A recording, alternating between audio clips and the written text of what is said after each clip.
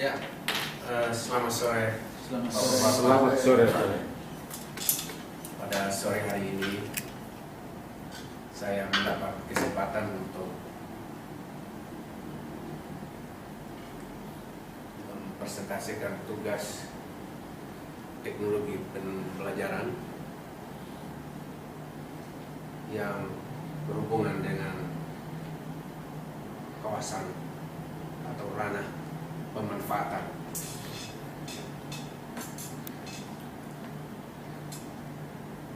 Namun sebelum saya atau kita sama-sama menjelaskan tentang topik ini, sebagaimana lazimnya saya juga akan memperkenalkan diri kepada kita sekalian. Nama saya Markus Umbu Kelola Yewang. Jadi sekarang sedang mengikuti program S3 Teknologi Pembelajaran di Universitas Negeri Malang. Bapak-Bapak yang saya hormati,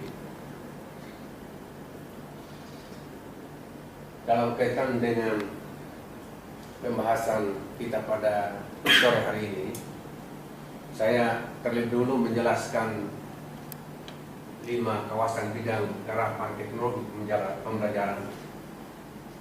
Yang pertama tentang kawasan desain pembelajaran. Yang kedua, kawasan pengembangan pembelajaran. Dan yang ketiga, kawasan pemanfaatan teknologi pembelajaran. Berikutnya adalah kawasan pengelolaan dan evaluasi.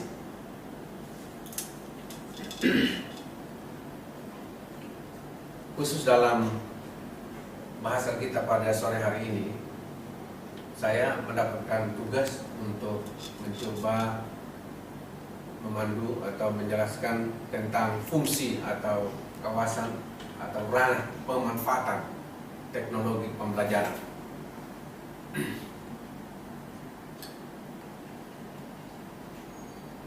Ranah pemanfaatan teknologi pembelajaran terdapat 4 cakupan utama yang patut kita pahami, yaitu sesuai dengan pendapat dari SIL dan riset tahun 2000,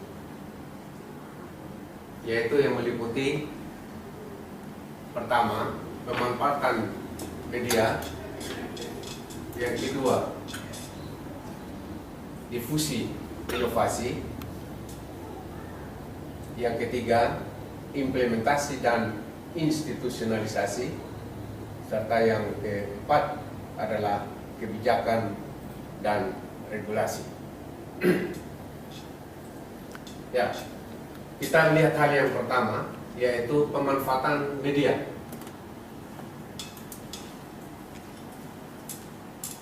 Pemanfaatan media merupakan penggunaan media secara sistematis di dalam sebuah proses pembelajaran dengan cara menyesuaikan desain pembelajaran yang telah disusun sebelumnya, sehingga pada akhirnya antara penggunaan media dengan tujuan pembelajaran yang dicapai, keduanya memiliki hubungan atau korelasi yang erat. Sebab kalau tanpa demikian, maka menggunakan media tanpa kita memperhatikan tujuan pembelajaran, maka sulit kita mencapai apa yang menjadi harapan dalam proses pembelajaran itu. Itu hal. Yang kedua, ada beberapa pemanfaatan media yang sudah banyak kita laksanakan pada saat ini. Yang pertama, pemanfaatan media video dalam kegiatan pembelajaran. Saya kira Bapak-Bapak, kita akan membahas secara lebih detail lagi atau mendiskusikan secara detail kalau waktunya cukup. Yang kedua, pemanfaatan kaset audio dalam kegiatan pembelajaran. Dan yang ketiga, yang sekarang sebenarnya sudah menjadi mendarah daging bagi dunia kita, termasuk kita ini yang memprogramkan yang sedang mengikuti kuliah teknologi pembelajaran. Kita sedang pada fase pemanfaatan jaringan komputer dan jaringan internet dalam pembelajaran. Ya.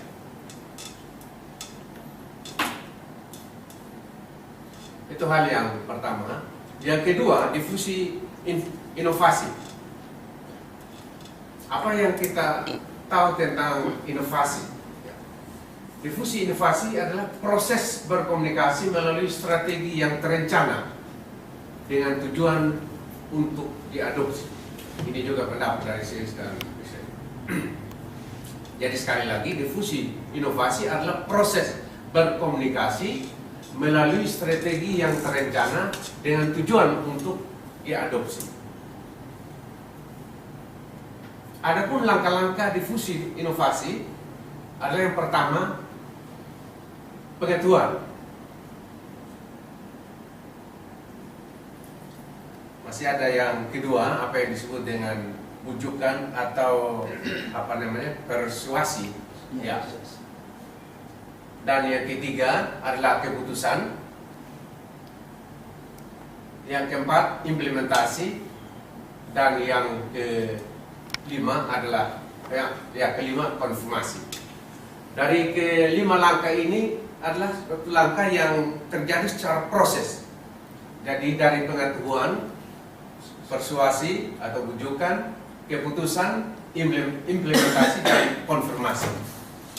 Jadi ada pengetahuan, kemudian pengetahuan itu dapat diterima atau tidak melalui pendekatan, persuasi atau melalui bujukan istilahnya.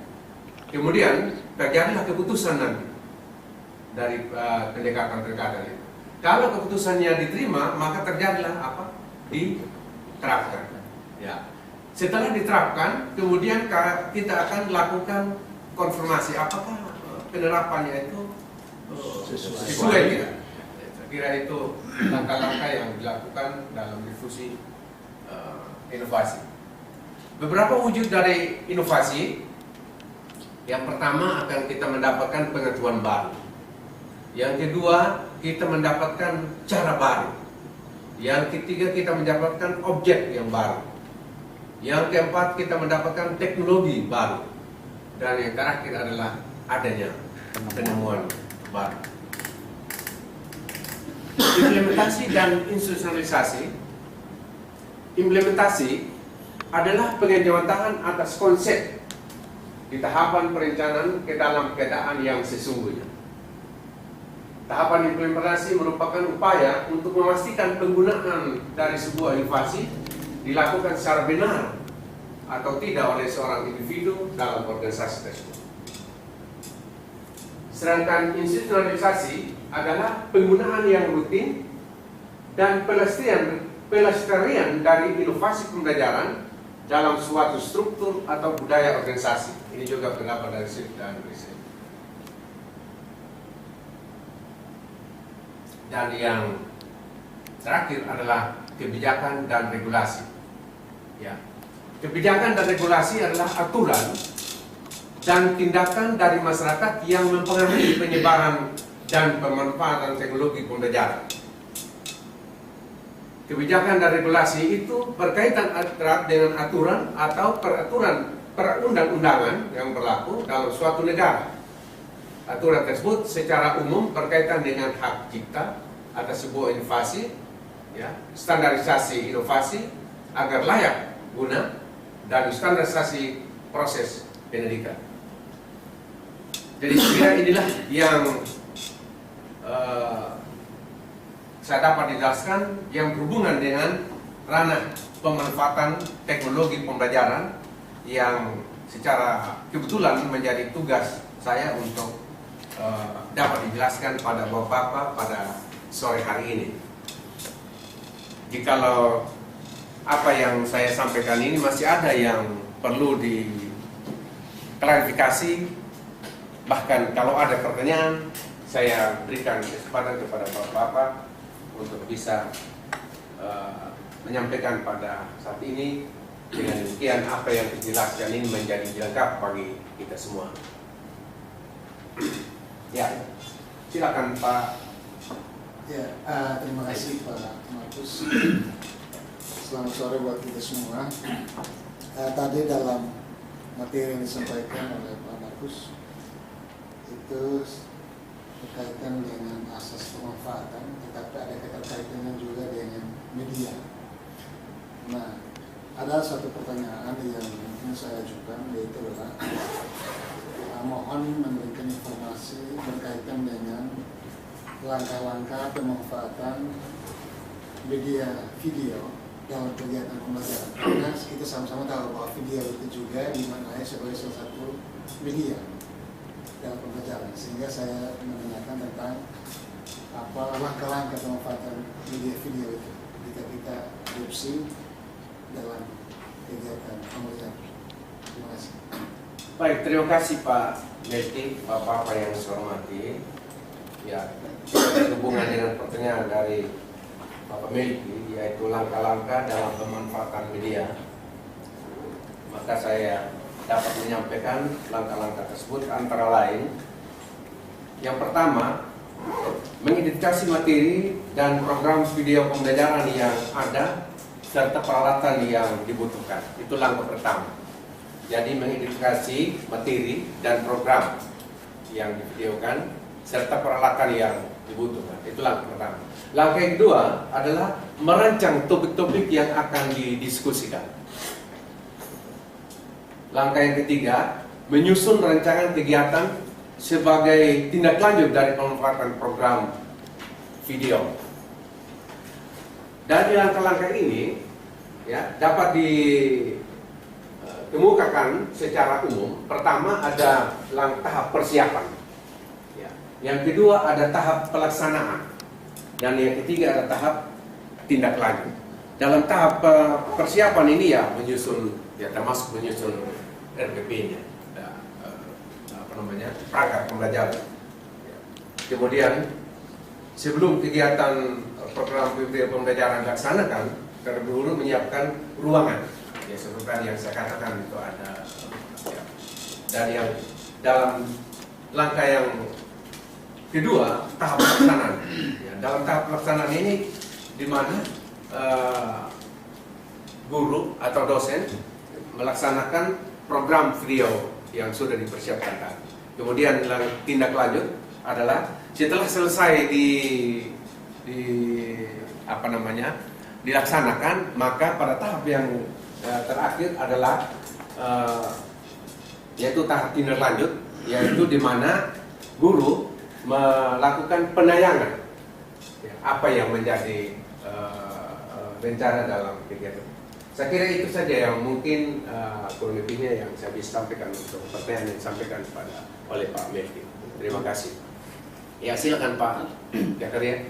Ya, terima kasih. Tadi saya masih begitu kurang jelas yang terkait dengan langkah-langkah difusi inovasi. Tolong Pak jelaskan langkah demi langkahnya. Ya, saya kira ini langkah-langkah difusi inovasi. Yang pertama, pengetahuan. Ini tadi ada terlewat sedikit. Yang kedua itu menyangkut persuasi atau pendekatan atau bujukan. Jadi sebuah pengetahuan yang merupakan sebuah inovasi atau temuan yang baru. Bagaimana pengetahuan ini bisa diterima oleh masyarakat? Maka dilakukanlah semacam pendekatan. Ya, bahkan istilahnya oleh sales ini adalah dibujuk bahwa inilah pengetahuan saya, inilah hal yang saya begitu. Setelah dilakukan pendekatan, maka keputusan yang terjadi adalah diterima pengetahuan itu. Setelah diterima, pengetahuan itu harus diimplementasikan, dipraktikkan, dilaksanakan. Setelah dilaksanakan, langkah yang terakhir adalah dilakukan konfirmasi, mengecek apakah pengetahuan tadi yang sudah diterima dilaksanakan itu sesuai tidak atau dapat kan saya kira itu ada 5 langkah dalam difusi inovasi yang ini sesuai dengan pendapat daripada sales dan riset.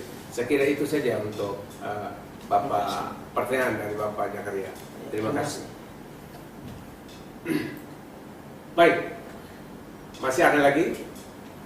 Ya, kalau tidak ada lagi, maka pada akhirnya saya sampaikan terima kasih pada bapak-bapak yang telah bersama kita untuk